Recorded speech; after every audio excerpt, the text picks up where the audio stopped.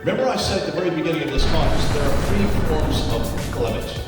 I said that there was the internal polemics, which is, I'll have to use that. The internal polemics is looking at the Qur'an as it is in your hand, or looking at Muhammad as you see him on the pages of the Sirah. That's internally, confronting him and confronting that book, the book of the man, as you see them there. That's the internal polemics, and we did that on Thursday, and that's pretty much what David Wood does, that's what Hatun Tash does, that's what a lot of you do, that's what I did for 30 years. Confront the Muhammad I saw, confront the book I saw. The problem was I was closing doors to many, many people, and people were just walking away, Muslims especially, they got angry. And they call that hate speech, and they call that Islamophobia. And to be true, there was some truth in that. The second form of polemics is what we call cultural polemics, which is what we did yesterday, looking and seeing the example of Islam around the world, culturally, politically, socially, financially, and all the rest. And that's what we did on Friday. And then the third one we have saved for today. This is the external polemics. That's why we have Dr. Robert Kerr come in, because he is one of the leading authorities on this very area. And to unpack this, Chris, who's doing it and using it at Speaker's Corner, Mel, who has been there in Ireland, has been one of my right-hand men working with me over these years. Unpacking and looking not at the Quran as we see it, not at Muhammad as we know him, asking a much deeper question, did he even exist? Was that Quran even there? And was there a place called Mecca? So that's what we're going to do. The external polemics, it confronts Mecca historically, asking whether it existed. It confronts Muhammad historically. Did he exist in the 7th century in Mecca and Medina? It confronts the Quran historically. Did it exist in the 7th century? And has it been preserved for the last 1400 years? So, conclusion, this form of polemics does confront the very foundations of Islam without ever confronting the people of the Revelation or the Prophet. I don't need to sit and waste my time on Muhammad anymore. Who cares? I don't want to cause all this anger. And I certainly don't want to cause anger to the Muslims who hold him up with such huge admiration. I would just rather ask a much more simple question, did he even exist? And if he did, can you prove it? That lowers the anger.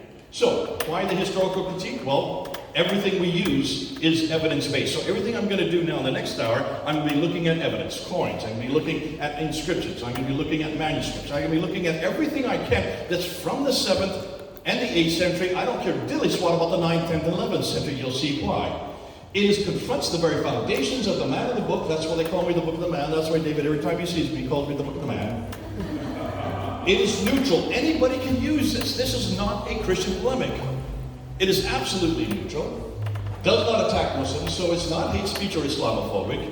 It is easy to communicate. It is visual, as you're going to see. It's all going to be up on the screen. And we are the only ones that have the only antidote, the only answers, and the only alternative to what I'm going to say tonight.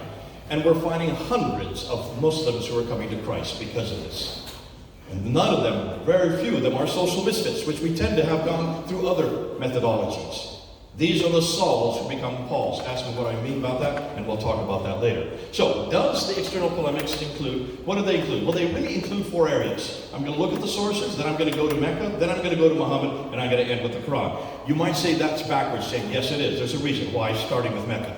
Because it's the easiest to shut down, and once you shut down Mecca, you shut down the other 2. So that's why I'm beginning with it. But to do that, we need to look and see what Dr. Kerr has been saying today. So look at his talks, get it. We'll be putting it up on Founder Center, and then look at the videos that we've already put up. So I'm not going to unpack it today because there's just not enough time. That would take 16 hours. All right? So let's see quickly, in 1 hour, why each of these areas is so potent for polemics. Now, this is it. Muslims really are dependent on 3 things. They're dependent on 1 book, 1 man, and 1 place. Really, that's it. 1 book called the Quran, 1 man named Muhammad, and 1 place. Without any one of those 3, the other 2 fall down. You have to do that. In some ways, so are we. We're also dependent on 1 book, 1 man, and 1 place as well, are we not? The book is the Bible, the man is Jesus, and the place is Jerusalem. So, knowing that, we're very similar. We start from the same paradigm. Therefore, we understand them better than anybody else. And that's why, with these 3 foundational areas, we need to investigate. But I'm not going to investigate them 9th and 10th century. I want to investigate them in the century they existed, in the 7th century. And I'm not going to investigate them hundreds of miles away. I want to investigate them where they exist, in Mecca, in the Hijaz, that central area that includes both Mecca and Medina. So to do that, we need to start with a source question, and then we'll move to Mecca. So what are we doing by sources? Where did it all come from? Everything we know about Islam, about this man, this book, and this place, came from this area right here. Let me just get my pinpoint here. Came from this area right here. So let me just go ahead. So Muhammad, when he died, he only controlled the brown area here. Do you see it right there? That's it, according to Islamic sources. Not my sources. This is what Islam's telling us. And then after Muhammad, you have Abu Bakr, Umar, Uthman, and Ali, the four rightly guided caliphs. They expanded the borders to the orange area here. Over there it's better. You see orange. See how the orange is? Yeah. That is up until 661, from 632 to 661. After that, it then expanded during the Umayyad Caliphate to the purple area. That area there. So you can see, much of the expansion came during the 630 to 660 time period, that 30-year period. And that's the area that I really want to talk about. That's what we're going to spend time on. I'm not too much interested in the purple area, all right? So let's go ahead. I'm going to start with the timeline. According to what Islam tells us, the standard Islamic narrative, this is not my narrative, it's the Islamic narrative. This is what they say.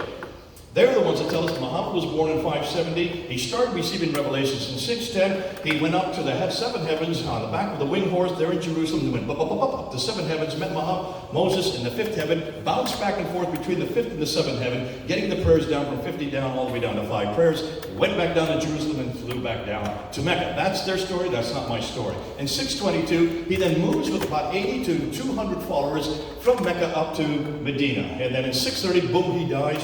No, I'm sorry. He goes back to Mecca and he takes over Mecca without firing a shot, and then in 632 he dies. That's what Muslims tell us. Now listen, do you know much more than this? I'm just giving you the bare bones, all right? After he dies, Abu Bakr takes over for about 2 years. He dies peacefully. Then Umar takes over and he expands the borders. He lasts only 10 years. He is killed. He is then replaced by Uthman, who only lasts 12 years. He is killed, but while he is the caliph, the Qur'an is finally written down. That's the Qur'an that we have in our hand today, the Uthmanic recension, as they call it. When he is killed, Ali takes over, and he lasts only 5 years before he is killed at the Battle of Siffin there with Muawiyah. So, that's it, folks. That's how Islam began. That's what you've been told, right? That's the only story you've ever been told. Do you believe it? You better say yes, because that's the only story you're going to get until tonight. So the conclusion is Islam was fully formed in the Hijaz by 661. But here's the question. How do we know all of the above? Where did it come from? Where did you get that story? You'd like to ask, don't you? Now you would hope that it came from people that actually knew Muhammad, right? That were actually there, listening to Muhammad, hearing what he said, seeing what he did. Like Matthew, Mark, Luke, and John. Don't we have the same genre? Don't we have Matthew and John who are right there watching Jesus? Hearing what he said, wrote down what they saw, wrote down what he said, what they heard. And Mark and Luke got it from the eyewitnesses. So wouldn't we expect the same thing from Islam, which is much more recent? Of course we would. But that's not what you're going to get. According to the traditions, the standard Islamic narrative, everything we know about Muhammad, what he did, comes from the Sirah. The Sirah is the biography. But who wrote the Sirah? Well, you'd like to think someone who was there, right? Well, as you can hear what Dr. Kerr has been saying, no, it's this guy right here. Ibn Ishaq. But look at the date he died, 765. Do we have anything from him? No, we have to go to this guy here, Ibn Ishaq. He dies in 833. Do your math. How many years between Muhammad and Ibn Ishaq? 200 years, am I correct? Yeah. But we also have Al-Waqidi. He also writes another biography. But as Dr. Kerr has been telling us all day, they only put down what they wanted. They threw out most of it, and they got it from student after student after student. Therefore, they never heard Ibn Ishaq, and we don't have anything from Ibn Ishaq. So why don't we just get rid of Ibn Ishaq? Bye-bye, Ibn Ishaq. There he goes. Since there's nothing there from him, all right? Now, that's not the only genre. We then also have what we call the hadith. These are the sayings of the Prophet. This is how Muslims know how to walk, talk, eat, drink, sleep. These are massive. And the first person to write them down is this guy named Al-Bukhari. Look at his dates. Does that bother any of you? Ooh, it bothers me. 870. After him comes Sahih Muslim, 875. At-Tirmidhi, 884. Ibn Majah, 887. Dawood, 899. And An-Nasa. Now, you're going to hear these guys' names from Muslims, but they're never going to give you the dates. They don't want you to know the dates. I want you to know the dates. Because you can see, these are 240 years and after Muhammad. Did these guys hear Muhammad at all, or hear anything he said? Absolutely not. There's still two more genres, and that's the tafsir and the tahriq. So you have the tafsir with the commentaries of Muhammad, and the tahriq, which are first tabulated, put down together by a guy named Al-Tabari. Look when he died, 923. So you would assume he wrote the last 20 years of his life. Now we're into the 10th century. So folks, everything we know about who Muhammad was, what he did, what he said, everything that happened in the regions of Islam comes from 200 years after the fact. But I want to bring this guy up here, Abdul Malik, because he's a friend of mine. Abdul Malik, actually, I kind of like, because he actually starts doing things that actually start making sense. And when you look at him, he is the one that introduces the name Muhammad on the coins, and also on the protocols, and also on the Dome of the Rock. So hold on to him. Look at his thing when he does that, 692. He ruled from 685 to 705. It's not them. Have you been hearing what Dr. Kerr's been saying? It's not he that gives us the Muhammad we're looking for. It's not he that gives us the Islam we're looking for. It's these people. Have you noticed? You've said that all the time, haven't you, Dr. Robert? Yes. You have. And he said it for a reason. Because nothing really exists about Islam till these people introduce it. Look at their dates, folks. That's 750. Muhammad died in 632.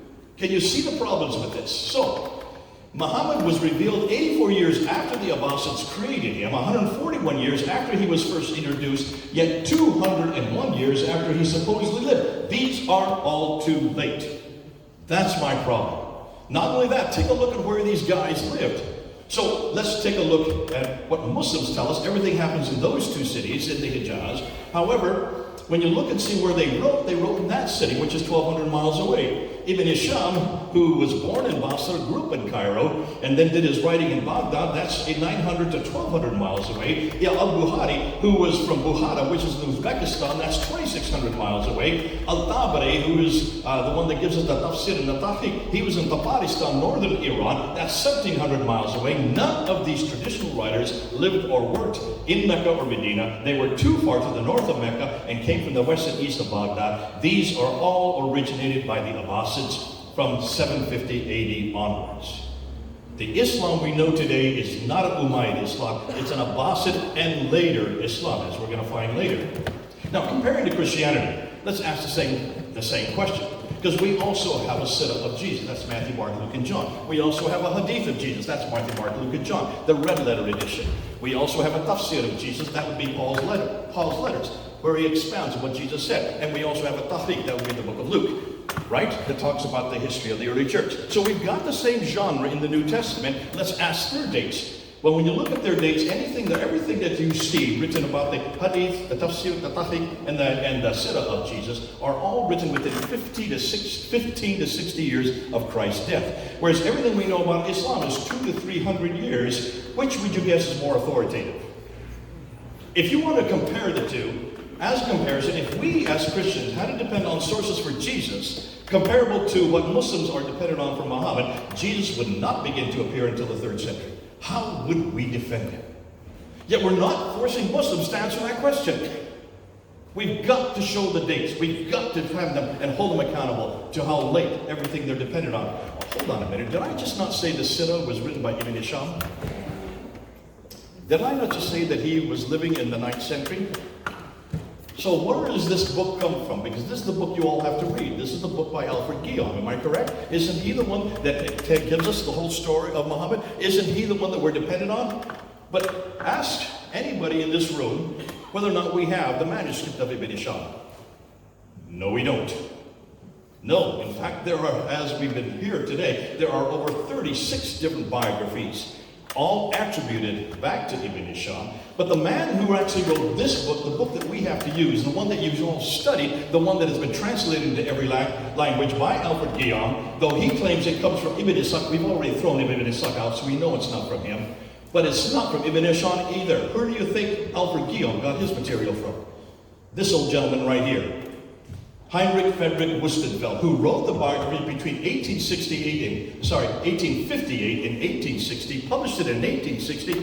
Everything you know about Muhammad today that Muslims are following comes from a German scholar who went to 4 different German cities, put it all together, tabulated it, published it, and that's why we're all dependent on this old chap.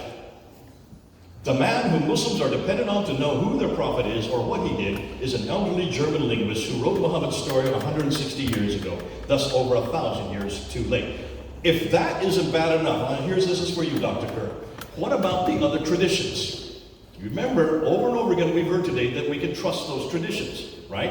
Al-Bukhari, Sahih Muslim, Ibn Dawud, all the others. I'm going to throw that out the window as well. Look what we have now found. Where are the first extant manuscripts for any of these? Now, we've been working on this, and this is what we have found. The Hadith, Abu Dawud, supposedly who wrote in the 9th century, the first manuscript does not appear till the 10th century, that's 100 years later. Sahih Muslim does not appear until the 11th century, Ibn Majah to the 11th century, An-Nasai to the 12th century, Jami al-Tirmidhi not to the 13th century, and the most important one, the one that we all are dependent on, the one that is Sahih Bukhari, does not appear till the 14th and the 15th century. That is 500 years too late. Why haven't we known this before? And why haven't Muslims told us? Folks, we can throw out almost all of these traditions because you've got to go to the first extant manuscript. Otherwise, you'll see why. Now, what about the companions of the Prophet, and the Muwatta, the Manabi, the Hanbali, that comes in much later, and the Musnaf, and the Taylisi? Look at their dates. They are the 9th century, 12th century, 13th century, and that is 600 years too late. What that means, my conclusion, these documents were all supposedly created in the 7th to 9th century, yet they don't begin to appear until the 9th to the 15th century, thus from 100 to 600 years too late. Proving that this suggests they were all written by others hundreds of years later, consequently they are all redacted attributions. Nothing more than that. These are all attributed to these men. We don't know if any of these men wrote one word of what has been attributed to them. So you can understand why the scholars' conclusions, what the problems are today.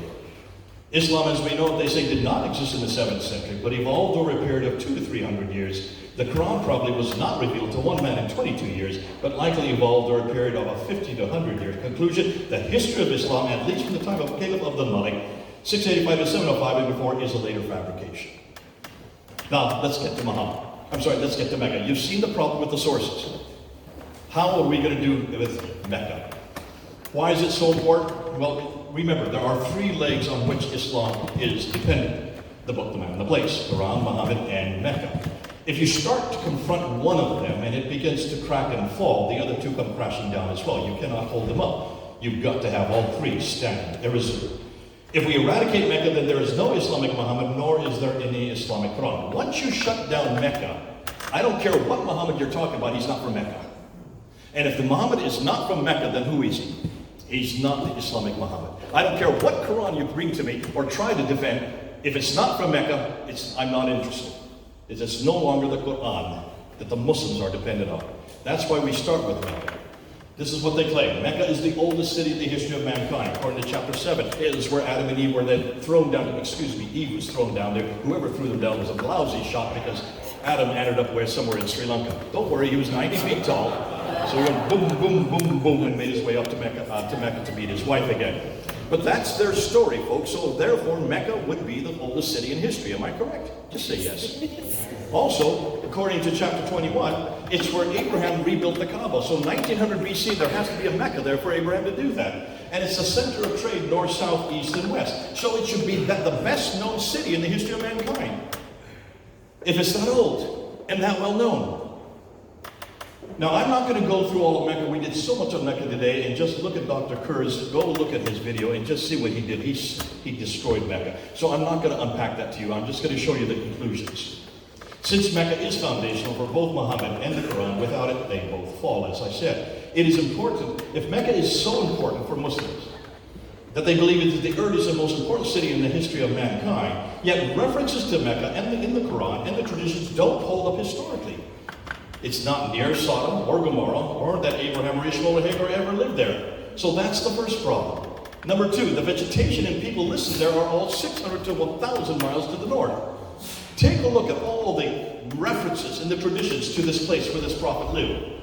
Fruit trees, grass, grains, trees, streams, which make no sense as Mecca has always been in the desert with bad and depleted desert soil. Ironically, though it's claimed to be the greatest city in the history of mankind, the Quran itself only refers to it one time in Surah chapter 48, verse 24, signifying that the authors either did not consider it that important or it only came into existence later on. I would suggest it's the latter.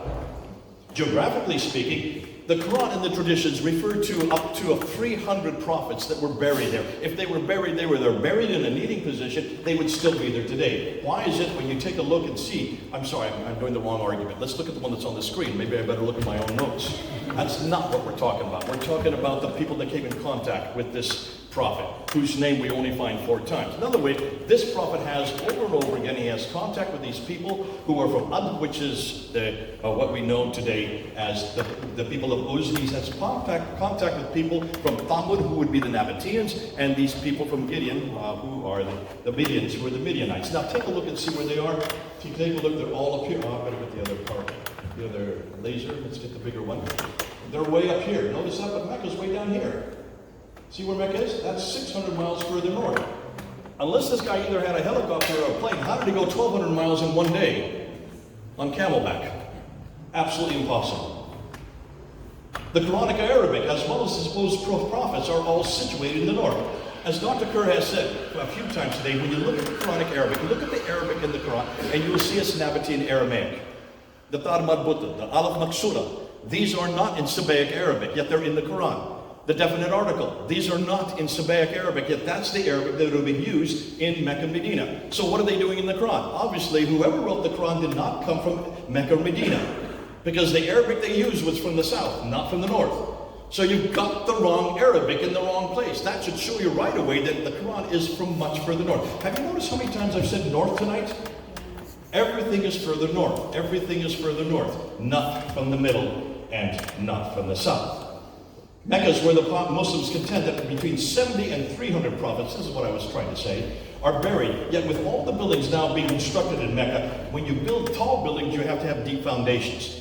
They should be digging up all kinds of artifacts. They haven't found one thing, nothing that is from BC. More than that, it seems the Saudi Arabians know that they're having a problem. They're cementing everything up. If you take a look there, you can see Khadija's house. Right here, it's been cemented over. That's Khadija's house. Over there is where Muhammad was born. They're cementing these historic places up because they know that sooner or later they're going to have to show us what is underneath that area.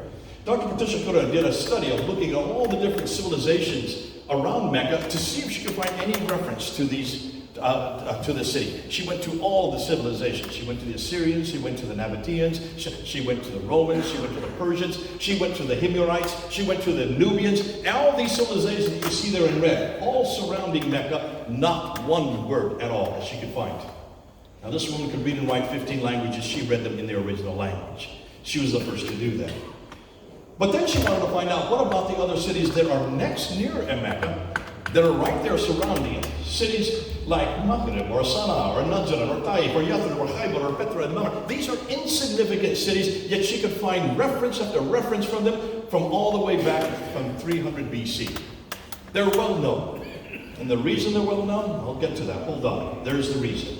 The reason is because they're all on the Western Plateau. Just take a look at the topographical map. You have Aden, then you go to Sana, then you go to Najran, then you go to Taif, then you go to Yathrib, then you go to Khaybar, then to Tabuk, on up to Petra. They're all on the Western Plateau. They're all oases. Where is Mecca? It's off the plateau 3,000 feet.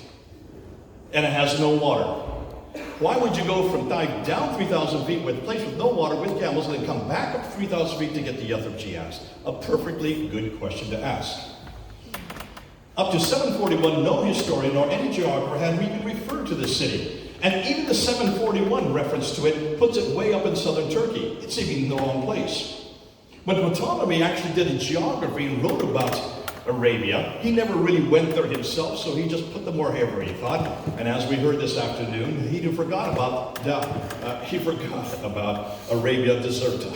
There is Arabia Petra, which is in the north. That is the Arabia that the Romans talk about. That is up in what is today Jordan and Syria and Iraq. That Arabia is well known. There's also a southern Arabia. It's called Arabia Felix, Happy Arabia, excuse me.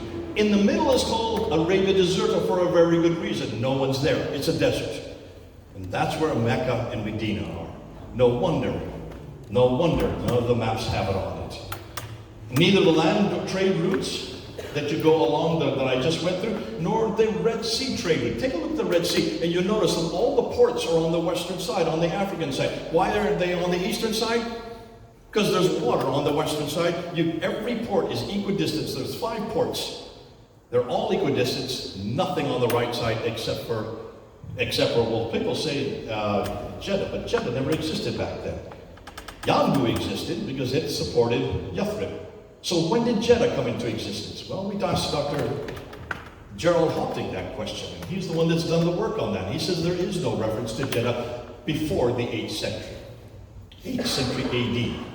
Looks like Jeddah was created once Mecca was chosen because Mecca needed help. They needed water and they needed food. Now, here's why no one heard of it. Just 2 words. No water. There's no water there, folks. No water, no food. No food, no people. No people, no towns. No towns, no cities. No cities, no civilization. No civilization, no history.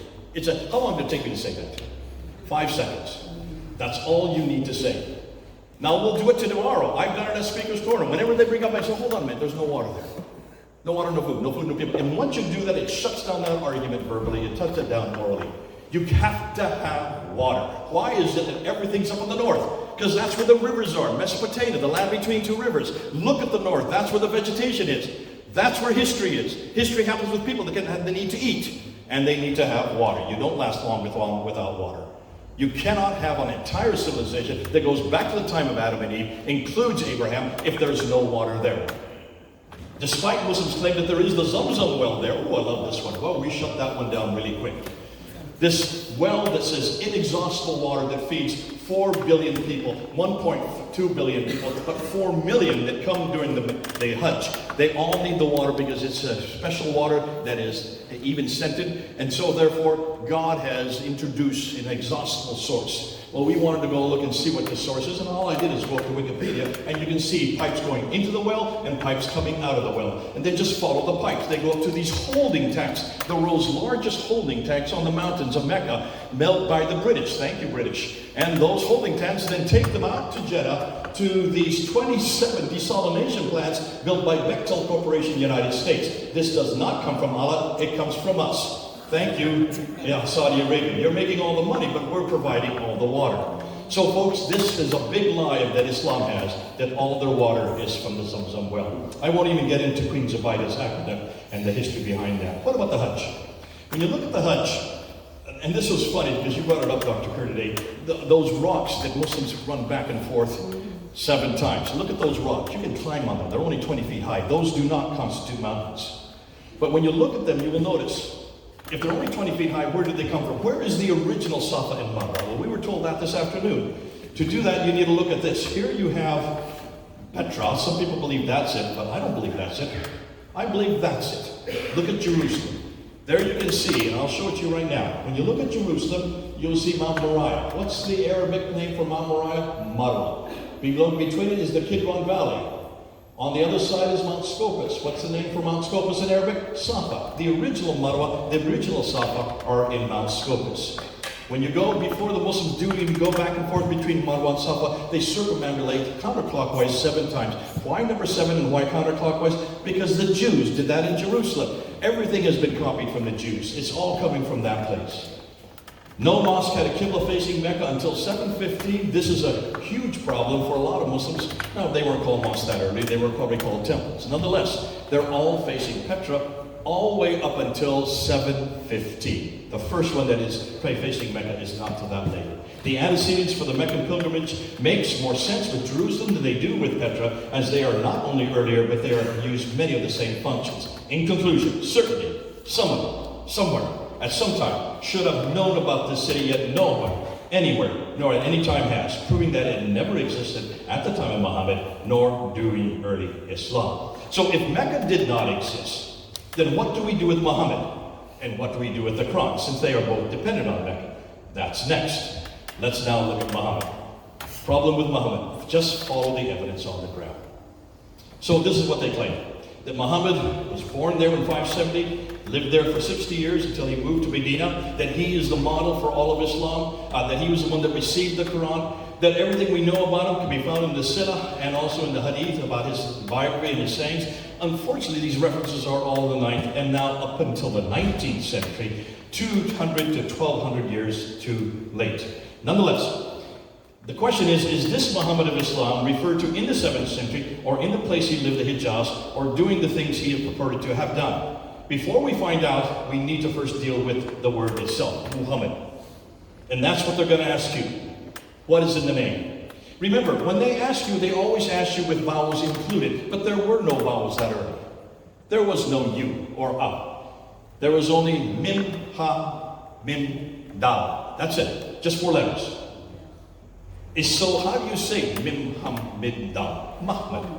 Or Mihmad. Or whatever you have to put the vowels there. So you need to go back to those 4 letters.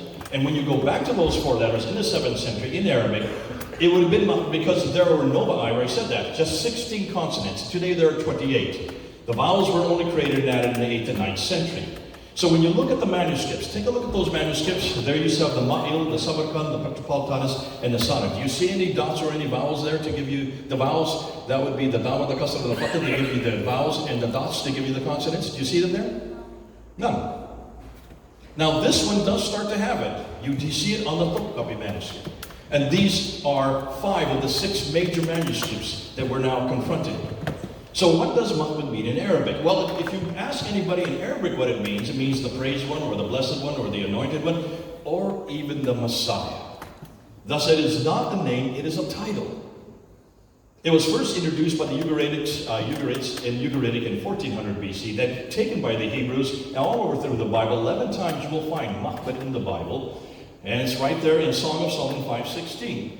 The altogether lovely one, the altogether lovely referring to Solomon is the Muhammad. So he was well known in Hebrew. It was subsequently employed by St. Ambrose in the 4th century AD as a title for Jesus Christ as the Messiah. So from the 4th century on, Muhammad was the Messiah. 4th, 5th, 6th, and 7th century, you can see then why by the time we get to the 7th century, let's stop at the 6th century, because the Jews also use Muhammad to refer to not only on an inscription in 523 as the Lord, but also the title for the exilarchs in the 7th century. We know of 5 exilarchs that use that title.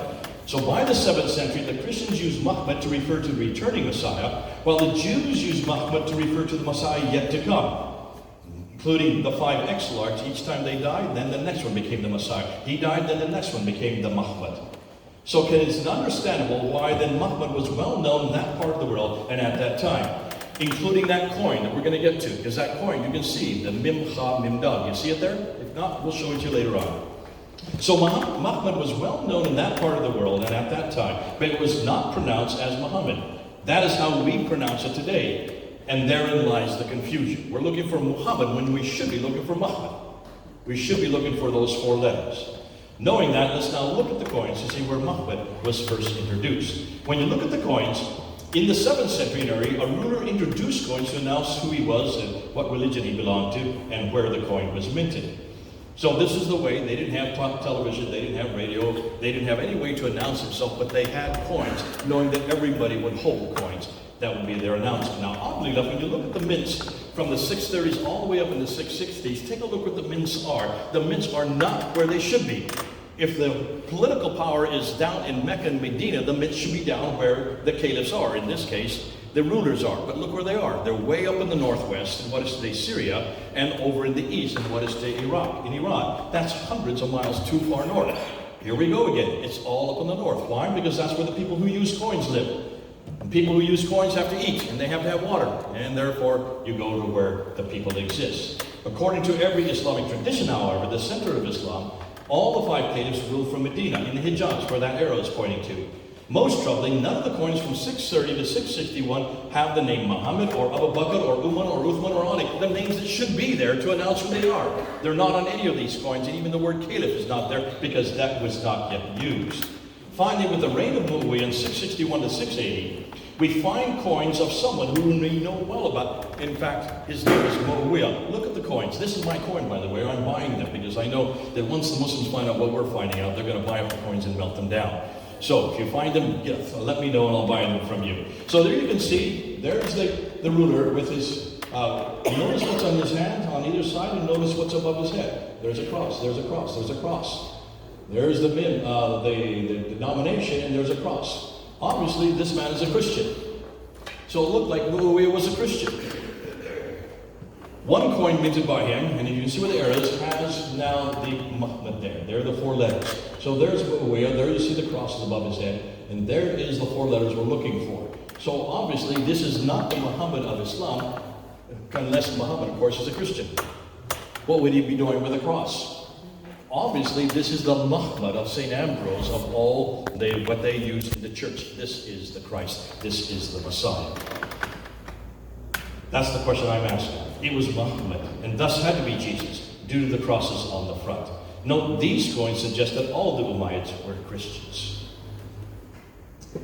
What's more, we can pretty well conclude that Muawiyah was a Christian, judging by looking at the inscription on the dam of Taif. Take a look, and Dr. Kerr went through this today. If you look at that, you will see the name Muawiyah, but it's in Greek. But notice, he refers to himself as the Abdullah, because he's using Arabic there, but those written in Greek, which is the servant of God, the Amir al-Mu'minin, who is the commander of the believers. So is he a commanding of what believers? Well, take a look right there. Boom, boom, boom, boom. It's the cross.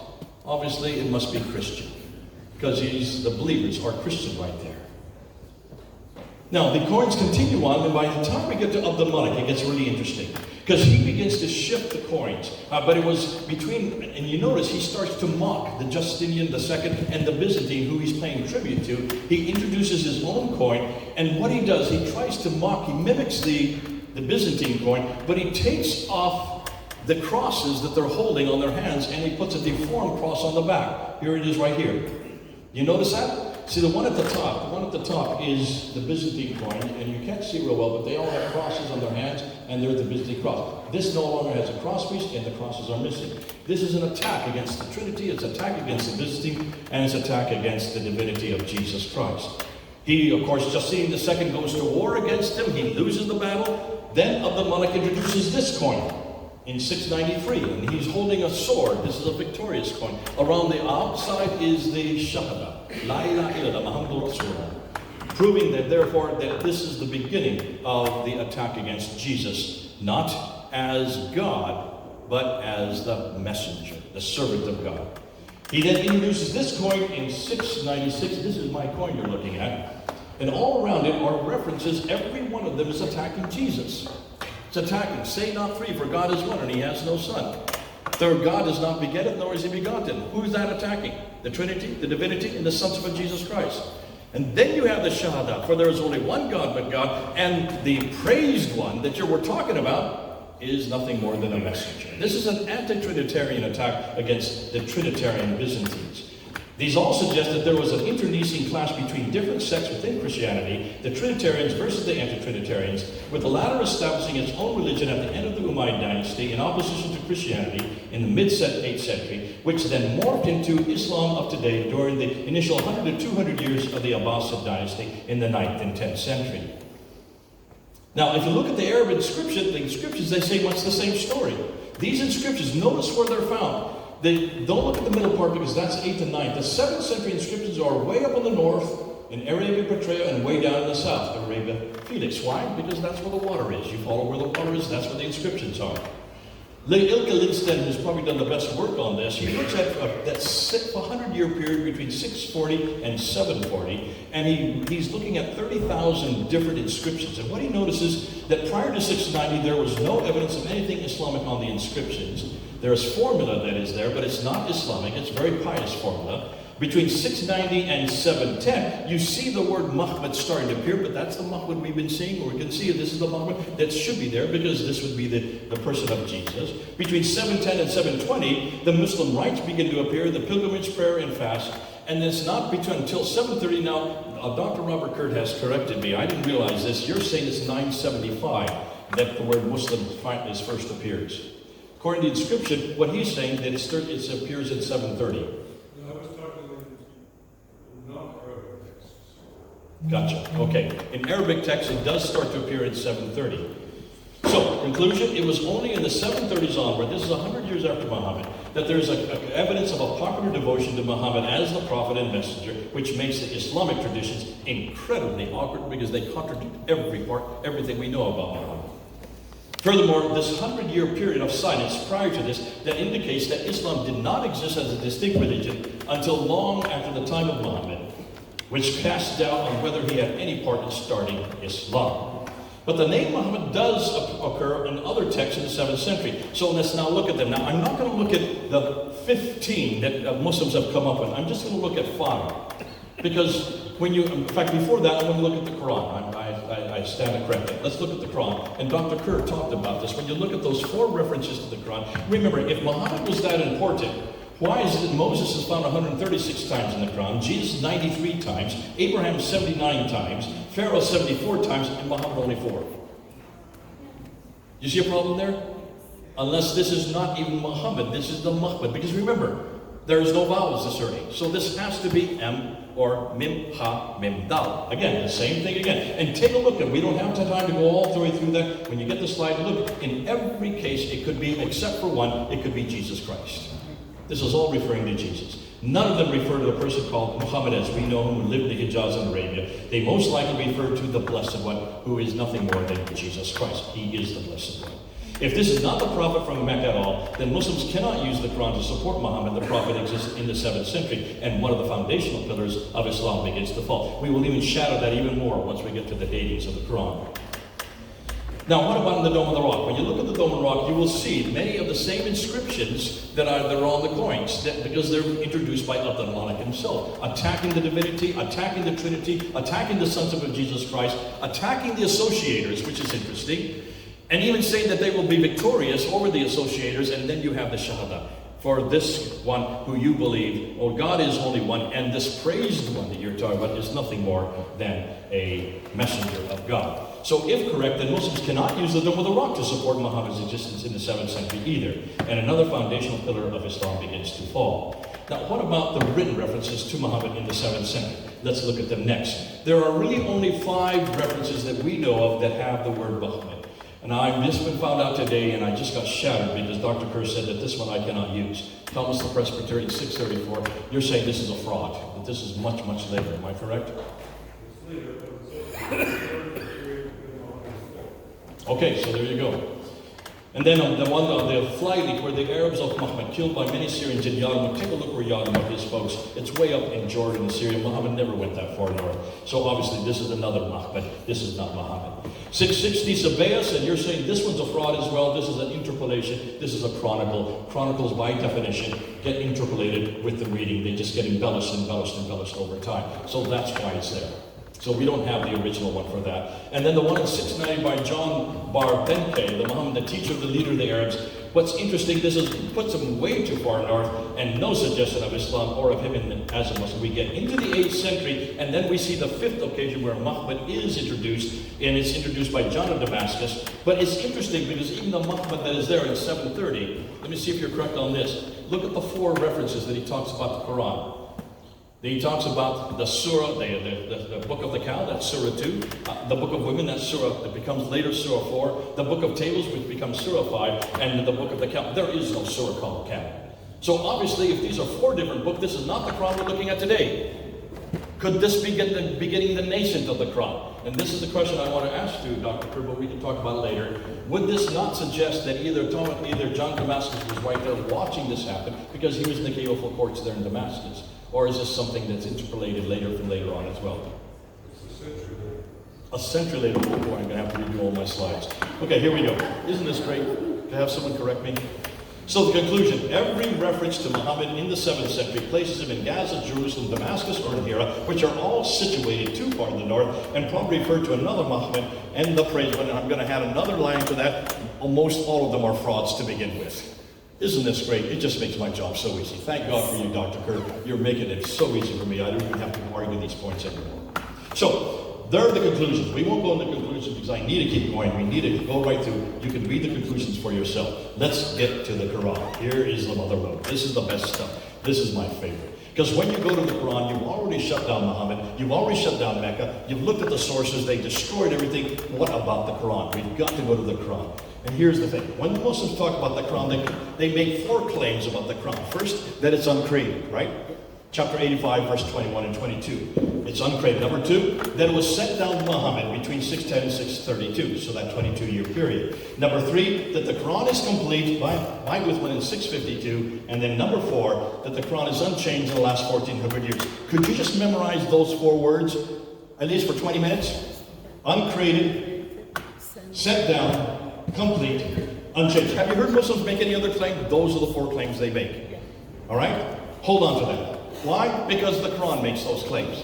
There it is in chapter 85, verse 21 and 22, that's uncreated, it's eternal, it has no created beginning. In chapter 10, verse 15, and chapter 18, verse 27, that it has not been changed. That's why they have to say, not word, not one letter has been changed. And then, of course, the reason why is because God has guarded it. Allah has guarded it in chapter 15, verse 9. So don't get upset when Muslims making that claim. They have to. They have no other choice. The Quran has put a bind on it. But I'm not going to confront the first 2 claims. You can't confront uncreated because I'm not uncreated, and I can't confront the 7th century because I don't live in the 7th century. But I can confront the last 2. I can confront whether it was complete and whether or not it's unchanged. So I'm going to ask any Muslim, and we're going to do this, and you can do the same thing. If you believe that those 4 are collected, show me one Quran that is 114 surah, that is from 652, and it's word for word, letter for letter, just like the Quran I have in my hand today. That's all you need to ask. Because they're making that claim. You're not making that claim. All right? So let's do that. Let's just confront those 2. Now, what the Muslims tell us is that according to the traditions, according to Al-Bukhari, which we now know is from the 15th to 12th to the 15th to the 16th century, but nonetheless, the story is that that Uthman, who is the 3rd caliph, in 652 had to get the Quran rewritten a second time because Abu Bakr's Quran stuck under the bed by Hafsa. Why she left it there for 20 years, I don't know. Obviously, there are lots of other Qurans that appeared because she kept it under the bed. She should have kept that, but they should have made copies immediately. So he decided to do that. And when he did that, he then sent 5 copies to Mecca, Medina, Basra, Kufa, which is today the south of Baghdad, and Damascus. So 2 in Iraq, 1 in Syria, and 2 in what is today Arabia. Those 5 were sent. And the reason why, so it would never be corrupted again. Little good did that do. Because we can't find any of them. Not even one. Nonetheless, what we do know is that according to tradition, suddenly a Quran appears in Damascus, written by Ubay ibn Ka'b. It has 116 surahs. So almost immediately, still in the 7th century, we're still seeing another Quran that's not like the original. Not 114. And then another one by Ubay ibn Ka'b. Sorry, I did that one. But Ibn Masud that appears, I'm hitting the wrong button, that appears in Baghdad that has only 110 surahs. That's 4 surahs less. And then you have another Quran that appears in Basra that has over 15,000 differences from the Quran we have today. That would be the one they say comes from Zayd ibn Thabit. But here's the difficulty. There were at least 5 Qurans in the 7th century in Mecca, Medina, Basra, Kufa, and Damascus. We don't even have 1 today. Now stop and think. That's only 1,400 years ago. Listen, we have the Sinaiticus, the Alexandrinus, we have the Vaticanus, 2 of them in London, 1 in Rome. These are from the 4th and 5th century. That's 200 to 300 years earlier, and those are complete manuscripts. Why can't the Muslims even come up with 1? Listen, look at those 5 cities. Those 5 cities have been under the control for the last 1,400 years. There have been no floods, there's been no fires, there's been no conquest. Are they really that inept that they can't even hold on even 1 of the 5? Not 1 exists today. So you've got to hold Muslims accountable. Here are the 6 that do exist. These are the earliest 6. Now, I'm going to step on your toes, Dr. Kerr, if you don't mind, because I'm going to put dates on them and see if you agree. The Topkapi is the best one they've got. That is 95% of the Quran. Some people say 99% of the Quran. The problem with it, it looks like it's not dated till 750. Would you agree with that? Just say yes. Thank you. But Dr. Kerr, is it not true? There are 2,270 variants in it. That means these are consonantal variants, because there's no dots there. So these are consonantal variants. When you change a consonant, you change the word, you change the meaning. So already the best Quran they have has 2,270 manuscript variants. We've got to let the Muslims know that. The one on the right, the Samarkand, only goes up to Surah 43. And of the 43 surahs, 16 of them don't even exist. The one that is complete is there only one that is complete, and there are so many grammatical errors that it's become an embarrassment for Muslims, because whoever wrote it did not know Arabic very well. Something like me. The Mile Quran, which is in the British Library, you can see it right down here. When it's here, it only goes up to Surah 43. So it's like the Samarkand. Only about 50% of the Quran exists. It has hundreds of manuscript variants. The one on the right, oh, it's dated to 790. That's the late 8th century.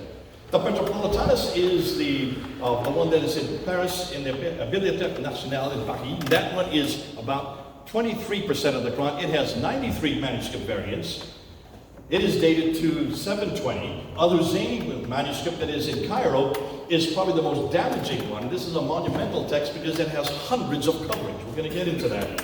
It is dated to the mid to the late 9th century, and the most exciting one is this one right here, the Sana manuscript. But this is from Garrett Quinn. This is his facsimile that he showed me.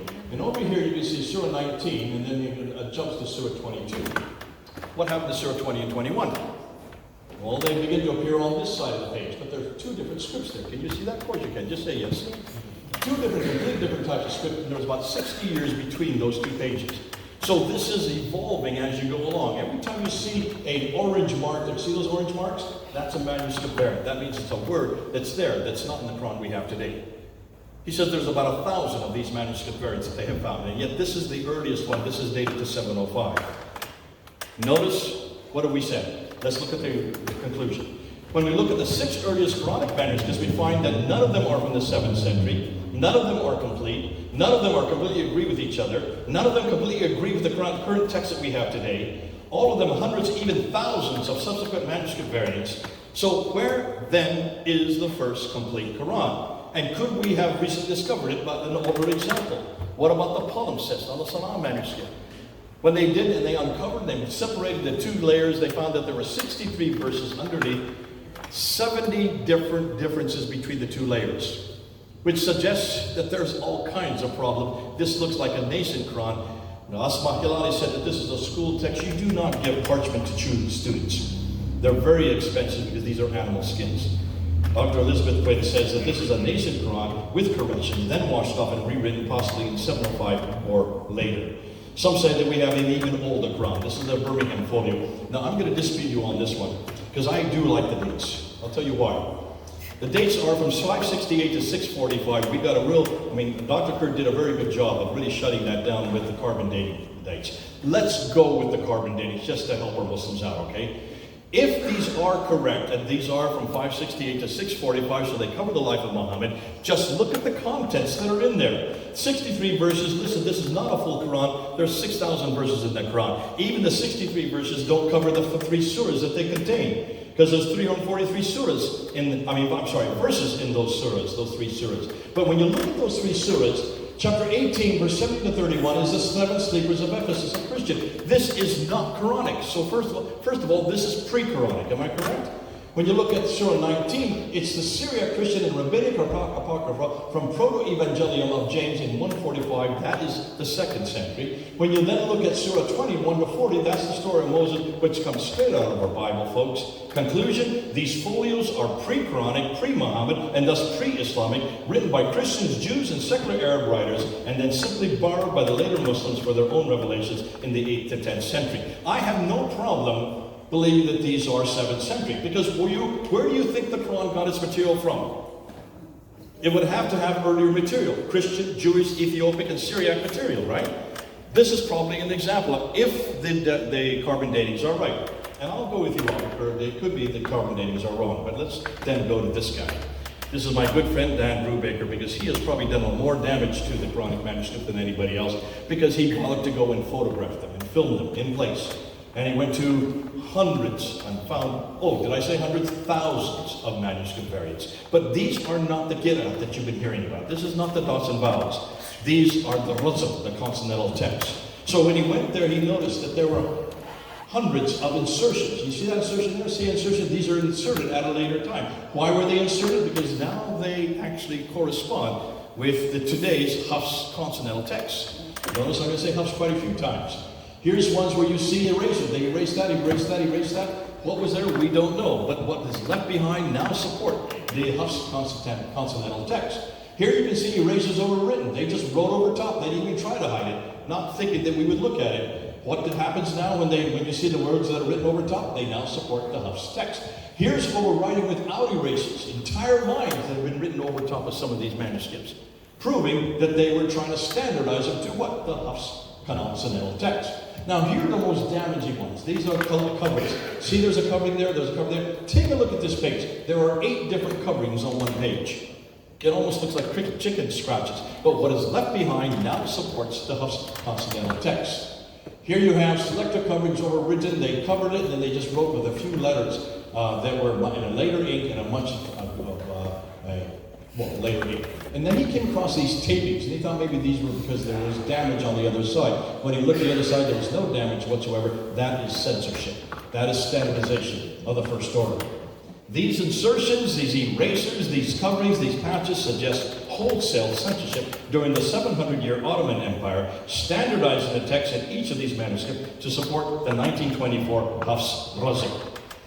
Now, I wanted to introduce his book. I went down in 2009 to Speaker's Corner, and Hatun and I were up on the ladder, and Mansour Ahmad, who is responsible for all the manuscripts on the Islamic Awareness website. So he knows these manuscripts, and he's the one that places them up there.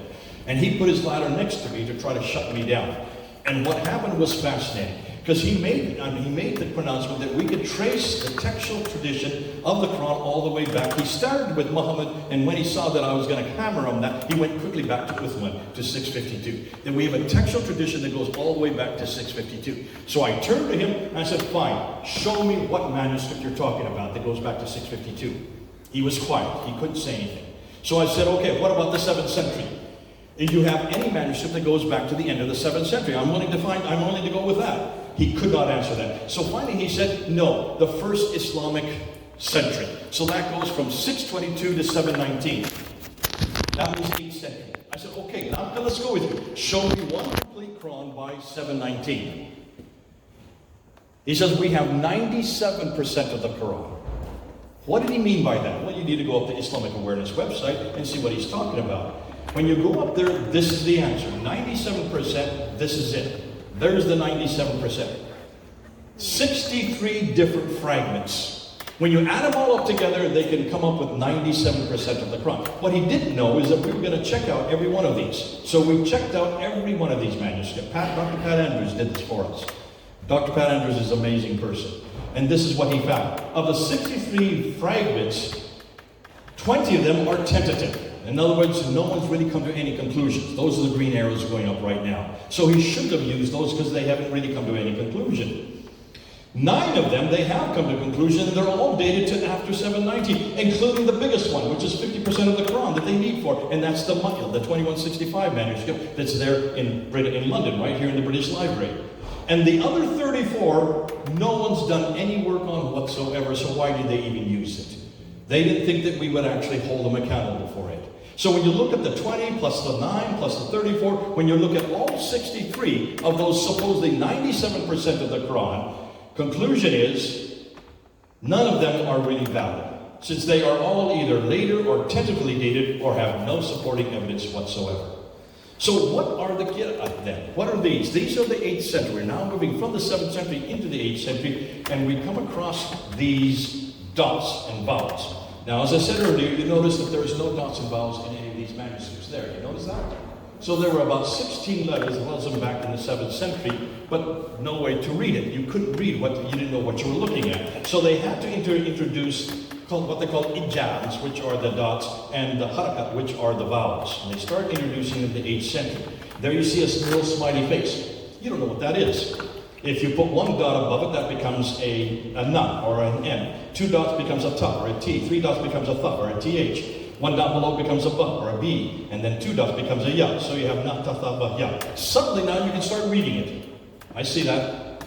Now here's the problem. When you also, to be able to pronounce it, you need to have the 3 vowels. And those are the 3 vowels, the dhamma, the kasra, and the fatha. The u, the a, and the e. The problem is when you put them all together and just put them in 3 different smiley faces together, you get 19 different words. So when you do that, take a look what Hatun found. She found 26 of these Qurans, all of them with different harakats and different vowels. 26. We took them down to Speaker's Corner, we held them up, and what are the 26? We now are finding 30 of them. These are the ones you can get on Wikipedia, folks, but what people aren't telling you are the dates. Look at all those dates. not one of those knew Muhammad. Not one of them had ever read it, had ever heard Muhammad speak or got his additional one. The one we use today is the Hafs. When you compare the other 29 against the Hafs, you get 93,000 differences. So, we took them down to Speaker's Corner, we showed them down there, and who was down there but our good friend Muhammad Hijab, telling all the Muslims to come to him, not to watch us, not to hear us. He was going to explain it all. So what happened? Well, as 4 years today, he had this interview with that man, Dr. Yusuf Qadi, June 8th. Yusuf Qadi, when he said to him, what is your problem? Muhammad Hijab put his hand out and said, which Quran is the eternal Quran? Which is the one that Muhammad received? Which is the one that Uthman wrote that we can use today? Qadi said, do not ask me this question. We don't talk about this in public. This has been the most difficult problem for the last 1,000 years. Only with the most advanced students do you do this. And he says, you do a deep dive and I'll explain it to you. Because we have a respect for the Quran. We put a red line above it, and beyond that we don't go. But at Yale University, where he got his doctorate, there were no red lines. And he had a crisis of knowledge, he said. And then he turned to Muhammad Hijab, and he said, your narrative, your standard narrative has holes. Ooh, I love that. We started clapping. Because what's standard narrative? Standard Islamic narrative. S-I-N. Sin has holes in it, and we know it does all the way through because we've seen one after another.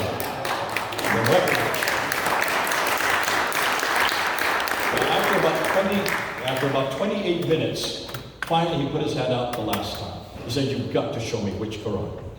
And he says, okay, they're all the Quran. All of them. A little bit of Wars, a little bit of Hafs, a little bit of Qasqasai. Folks, we knew that there were 93,000 differences. It's now over 100,000. They are all the Quran. So how did we get the Hafs? Well, that was actually introduced in 1924 by a man named Muhammad al-Husaini al-Haddad.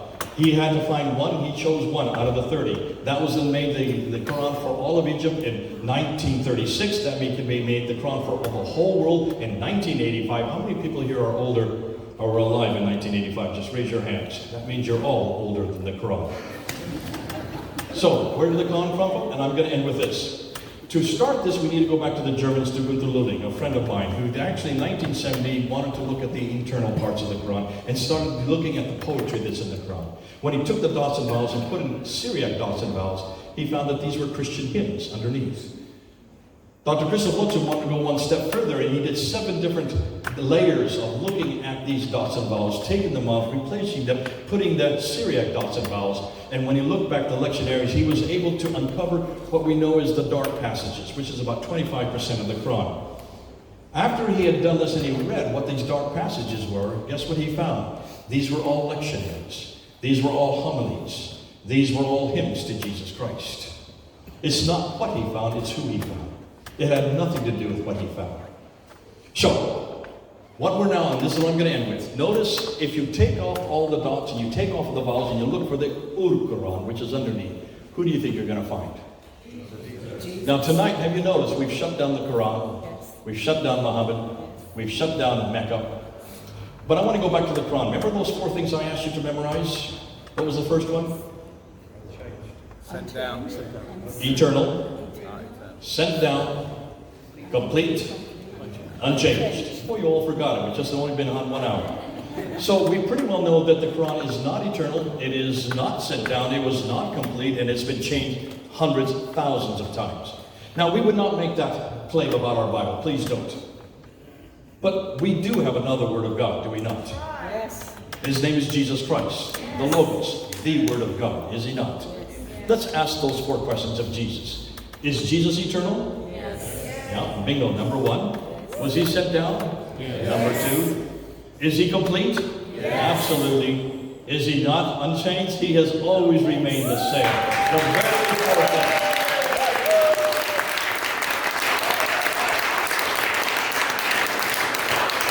The 4 things that Islam needs for its final revelation, we have in Jesus Christ. Conclusion, the 4 criteria Muslims are looking for in the Quran, their primary revelation, we already have in Jesus Christ, our primary revelation. Conclusion, let's bring them home to a much better, a greater, and a revelation, Jesus Christ.